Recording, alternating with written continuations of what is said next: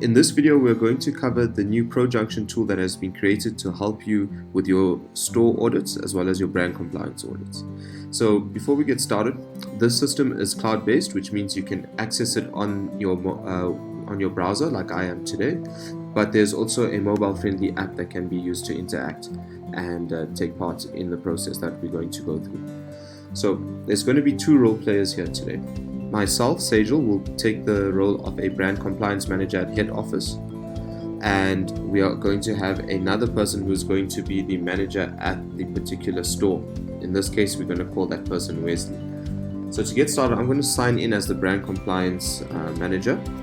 Let's go ahead and put in my username and password. Perfect. Then once I sign in, you will be taken to the app's home screen. On the home screen, you'll notice three little blocks. These blocks represent an individual business process.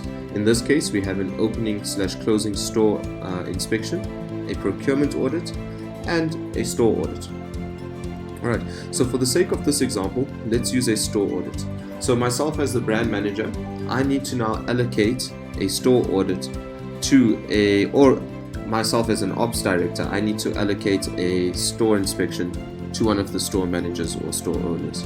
So what I'll do is I'm going to click on this little block to open up the focus view, and on the screen there's quite a bit going on, but we're going to focus on the capture and feedback button. If I click on capture, it then asks me to select a store. Let's go ahead and select the Fushini store. When I select the Fushini store, you'll see it automatically tells me that it's sending this inspection or allocating this inspection to that specific store manager. In this case, it's Wesley. So what details do I need to give him? First, I'm going to give him a date and time of the inspection. Let's say it needs to be done today at 4:30. I can then put some comments in there for him. In this case, let's go ahead and type out, please pay close attention to the storefront. I can then also attach any pictures or documents that might be useful. Once I'm happy with that, I can go ahead and click the submit button. What the system's now going to do is it's going to notify the store manager Wesley on his application, but it's also going to send Wesley an SMS and an email, which will instruct him and alert him to a new inspection that he needs to complete. Alright. On the system now, you can see that a ticket has been creating, showing me that Sejal has allocated a store audit to Wesley. We can also see the date and time on that for that store audit as well as the comments. If you want to view the full details, you can simply click on it to open it up, and there are the details available to you.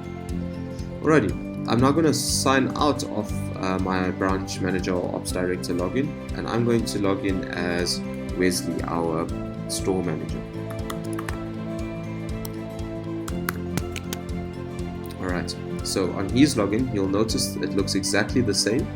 You can see there's one unresolved item waiting in his store audit activity. So I'm going to go ahead and click on that. Sorry, there we go.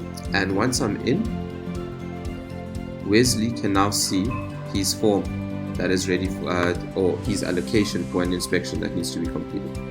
So I'm going to go ahead and click on the update button. The actual inspection form will now be brought up. This inspection form is also available via a link that was sent to him via email and SMS. Alright, I'm going to go ahead and do the inspection now. So you'll notice that we've just put in generic questions.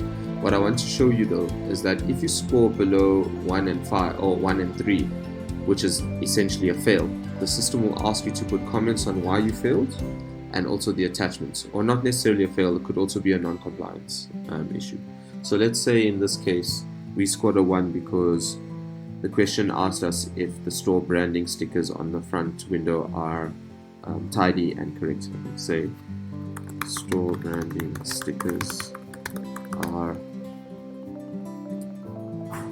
peeling off. There we go. And then it will also force me to attach a picture of the stickers that are peeling off. In this case, because I'm on my computer, I'm just going to attach a document, or let's attach a picture of a nice jet plane for now. Alright, I'm now going to just score very well for the rest of this. And when I'm happy with that, I'm going to click the submit button. And there we go, it tells me that my submission has been successful. If I jump back to the app now and I refresh, you'll see a notification has just come in to let me know as the branch manager that Wesley's feedback, or Wesley has done his inspection. I'm just going to sign in now as the ops manager again. If I go to my unresolved list, there's the allocation, date and timestamp, and there's Wesley's response. And you can see we broke the form up into areas, so it's telling me in the different areas what my scoring was. If I want to view the inspection, I can obviously click on that to open it up, and here are all the questions as well as the scoring that he got for it. Alrighty, there's just a couple features that I'm going to highlight before closing off. Number one is that all these forms are geo-stamped and time-stamped, as well as, so if I go to the maps option here, you can see exactly where that form was captured. Perfect. Alright, you'll see every inspection and ticket gets a reference number, and the last thing I'd like to show you before we close off is that every inspection or allocation has its own little chat section where you can chat to the different parties involved in the process. You can also set reminders as well as attach documents and pictures in this chat. Alright, so on that note, I'm going to cut the video here. Thanks for watching, guys. I hope this was helpful, and thank you.